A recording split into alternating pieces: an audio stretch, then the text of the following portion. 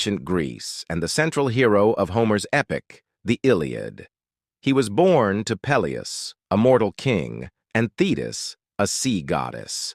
Knowing her son was destined for greatness but also tragedy, Thetis tried to make him immortal by dipping him into the sacred river Styx. However, she held him by his heel, leaving that one part of his body vulnerable forever, later known as the Achilles heel. From childhood, Achilles was trained to be a perfect warrior. Under the guidance of the wise centaur Chiron, he learned combat, music, and the values of honor and courage. As he grew, his strength, speed, and skill surpassed all others. It was foretold that Achilles could choose between a long, quiet life or a short life filled with everlasting glory. He chose glory. When the Trojan War began, Achilles joined the Greek army.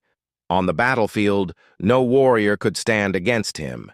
His presence alone terrified the Trojans.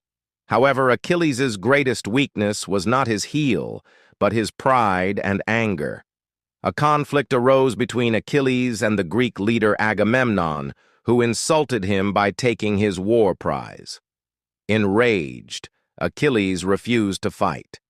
Without him, the Greeks began to lose the war. Seeing the Greeks suffer, Achilles' closest friend Patroclus went into battle wearing Achilles' armor. Though brave, Patroclus was killed by the Trojan prince Hector. Patroclus' death shattered Achilles. Overcome with grief and rage, he returned to battle, burning with vengeance. Achilles faced Hector outside the walls of Troy and killed him in a fierce duel.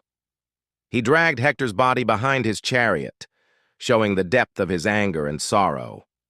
Later, Achilles' rage softened when King Priam, Hector's father, humbly begged for his son's body. Moved by Priam's grief, Achilles returned the body, showing that even the greatest warrior was still human. Despite his strength, Achilles could not escape fate. During the final days of the war, Paris, guided by the god Apollo, shot an arrow that struck Achilles in his heel. The wound was fatal. Achilles died young, but his name lived forever.